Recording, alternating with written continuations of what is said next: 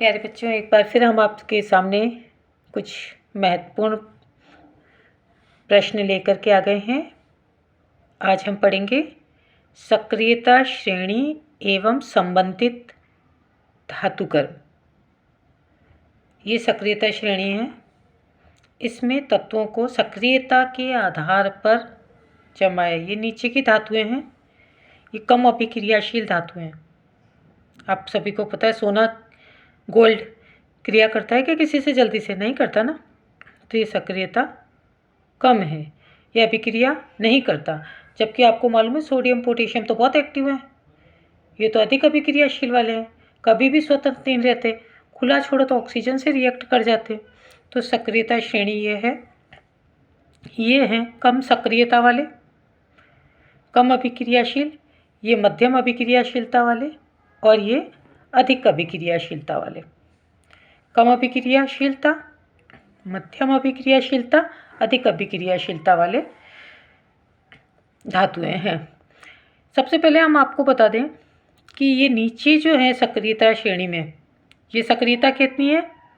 कम सक्रियता, ये मध्यम सक्रियता, और ये अत्यंत अभिक्रियाशील होते हैं। ओके, ऊपर के इन धातुओं को अगर यौगिकों में से निकालना है तो इनको ऑक्साइड में कन्वर्ट कर दें, इनके ऑक्साइड में बदल दें और गर्म करते ही धातु मिल जाएगी। क्लियर? इन धातुओं के यौगिकों में से, खनिज में से अगर धातु निकालनी है तो बस इनको इनके ऑक्साइड में कन्वर्ट करना और गर्म करते ही धातु प्राप्त हो जाएगी। ओके, नेक्स्ट है मध्यम अभिक्रियाशीलता वाले। मध्यम अभिक्रियाशीलता वाली जो धातुएं हैं, जैसे जिंक है, आयरन है, लेड है, ये धातुएं जनरली या तो इनके सल्फाइड के रूप में पाई जाती हैं या इनके कार्बोनेट के रूप में पाई जाती हैं।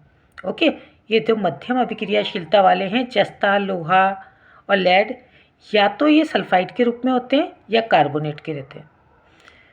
अगर ये सल्फाइड के रूप में है, ध्यान दीजिएगा, अगर ये धातु सल्फाइड के रूप में है तो वायु की उपस्थिति में, यानी ऑक्सीजन की उपस्थिति में, इन्हें ऑक्साइड में बदलेंगे और ऑक्साइड से धातु प्राप्त कर लेंगे। बस ध्यान रखना है कि यहाँ पे वायु की उपस्थिति में अधिक ताप पे गर्म करना है। वापस से समझे, मध्यम जो अभिक्रियाशीलता वाली धातुएं हैं ये जनरली सल्फाइड के रूप में या कार्बोनेट के रूप में पाई जाती हैं।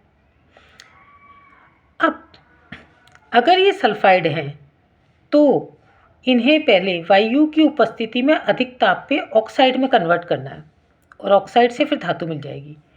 और अगर ये कार्बोनेट के रूप में है तो भी इन्हें ऑक्साइड में तो बदलना है, जैसे उनको ऑक्साइड में बदला, इन्हें भी ऑक्साइड में बदलना है, बट इनको सीमित वायु की उपस्थिति में।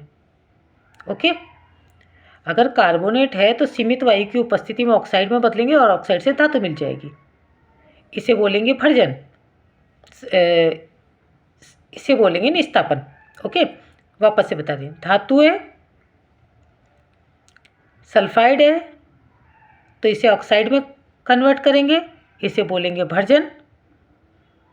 और अगर कार्बोनेट है तो सीमित वायु में गर्म करेंगे और ऑक्साइड में बदलेंगे। ऊपर भी ऑक्साइड में बदला था, इसको भी ऑक्साइड में बदलेंगे। यहाँ पे वायु की उपस्थिति पर्याप्त है, यहाँ पे वायु की उपस्थिति सीमित है, दोनों में ही ऑक्साइड में बदलेंगे और धातु प्राप्त हो जाएगी। ओके, इसको बोलते हैं निस्तापन।